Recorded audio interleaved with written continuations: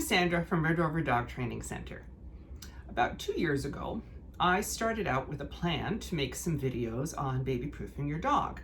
This is a course that we offer, but unfortunately most people don't seem to think that they need it. So they think that the dog that they have is so good that when the baby arrives, everything will be great.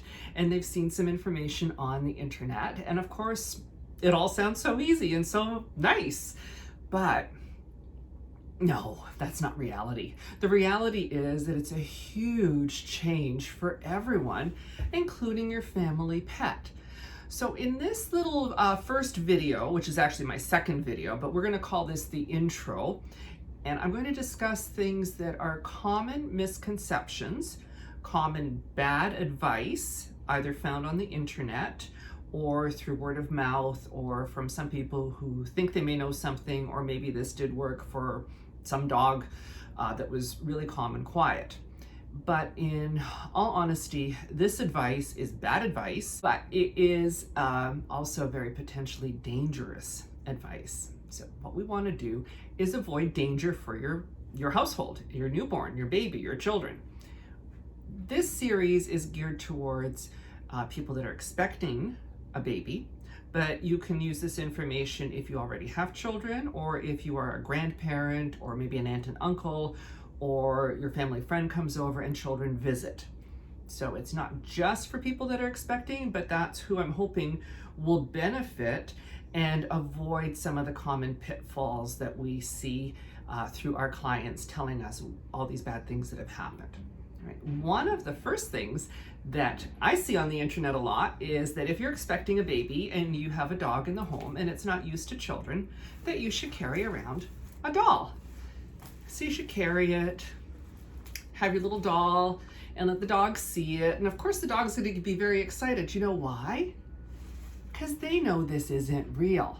This smells like plastic and whatever else toys smell like.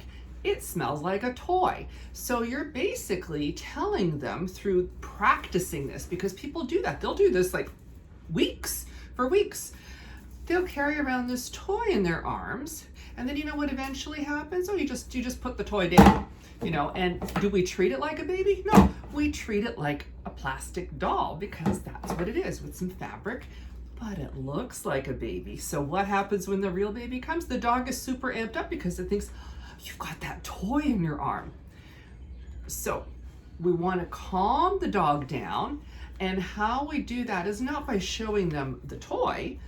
The doll is what you can do, and we do recommend that parents to be carry around something. So I've wrapped up a towel, and I'm carrying it like I've swaddled a baby in here, or there's something in here.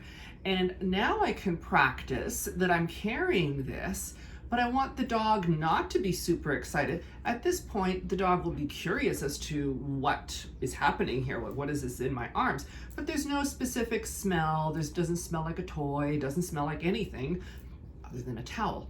So what you're gonna do is teach the dog, and you're gonna need two people at first. One will have the dog on leash and collar, and we'll teach it to do things like to stay, do a down stay, go on place command, whatever. Be calm when the parent, whichever one it is walking around with this baby-like towel in their arms, carrying it like it's a baby, soothing it. You can even put in your cell phone in here and put it on YouTube and have little baby sounds coming from here.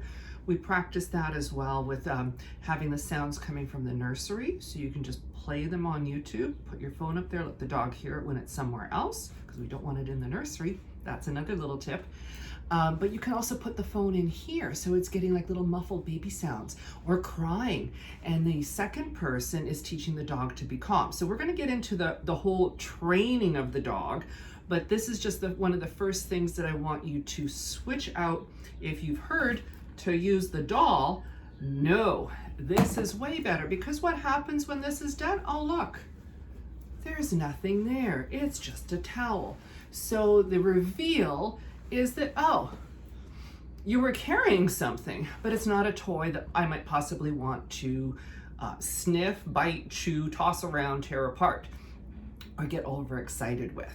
Okay, so no doll, towel, blanket, something else, put in your arms, carry it, practice that. That's an easy one, okay? The second one is, this is when the baby has been born, and this, I've heard this for years. You bring home something from the hospital that smells like the baby and you let the dog sniff it. It kind of makes sense, but the thing is, your dog isn't going to understand why it is sniffing this very oddly smelling thing that it's never smelled before, and why are you offering it? Like, what do you want it to do with this article or with this smell? So yes, there's some sense to that, but what you should do is go a step further and pair it with the dog sniffs the new baby scent along with your scents. So you could get some socks that have been worn, some jeans, a t-shirt, your pajamas, and present the two of them together like one scent. So your scent is already in there and the baby scent is there as well. So the baby scent on its own, we don't know what the dog thinks. Does the dog think, am I supposed to like search and find this? What is this weird scent? Like, do I eat this blanket? Like, it's going to smell very different to the dog, and it won't necessarily understand why you're having it sniff it. So when you put the two scents together, and you can put the two scents together and have them in different parts of the house so the dog can get used to the smell, and your smell is involved at the same time. It's included. You've paired them together, okay? And don't let the dog take the baby object and do anything to it. This is something that you control. You just put it somewhere, you show the dog the two of them together, let it have a sniff, put it away. It's not something to let the dog search out and find and then chew on it or whatever. We want that to be just you controlling it, presenting it together with your scent. This final one, and there's others, but these are the top three that I'm going to go into today, is letting the baby and the dog just hang out because the dog has been so good, or the dog has to get used to the baby, or the baby has to get used to the dog. No, they don't know what they're doing. You have no idea. Honestly, even if the dog is very good, what if your baby or toddler pokes it in the eye? No, it's not going to be good.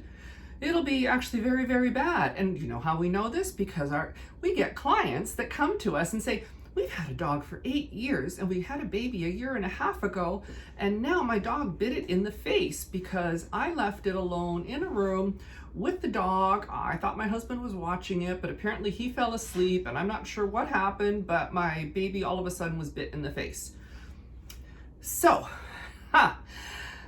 preventable? Absolutely. Dogs and babies, toddlers, children under a certain age of whatever they can sort of understand maturity-wise on how to behave should not be left alone unattended. The dog should never go in the nursery. The baby should not be on the floor with the dog. Everything is supervised. We're not going to just present the baby to the dog when you arrive home from the hospital. There's a protocol to that.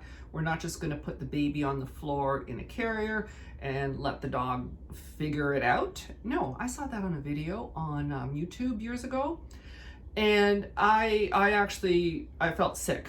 I thought this is horrible, because the dog's body language, the owners thought, oh, this is so great, this is so cute. No, not cute at all. The dog was a little freaked out and it had no idea what to do.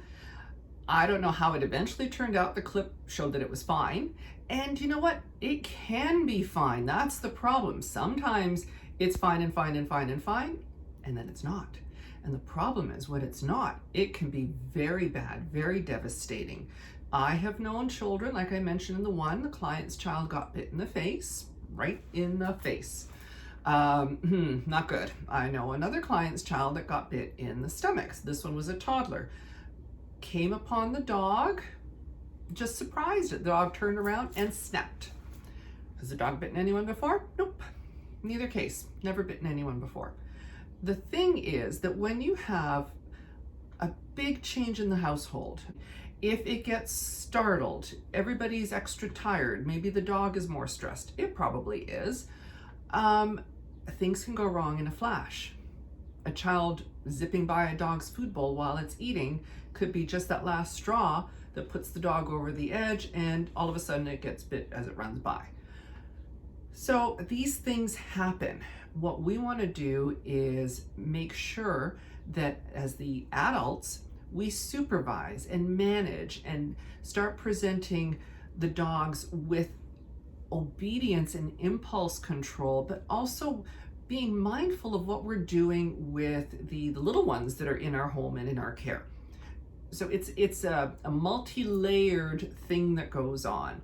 But initially, just to start thinking about it, dispel some of the, and don't take cutesy pictures with the babies lying on top of dogs like the little newborns. That just makes me cringe as well. Dispel your brain of the cute, wonderful things that the dogs and the babies do together, because that's fine until it's not. And then it's really devastating, and quite often dogs get rehomed, they can get put down. A child could be seriously injured. Some have ended up in the hospital that we know of.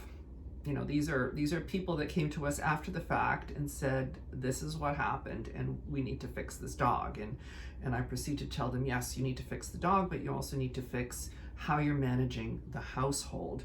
And we do, yes, of course, need to work with the dog, but it's a combination of things, okay? One doesn't exclude the other, all right? Okay, so stay tuned for more. Hopefully it won't take me 2 years to make the next one. I'm joking, it will not, I promise. All right, take care and enjoy your dog.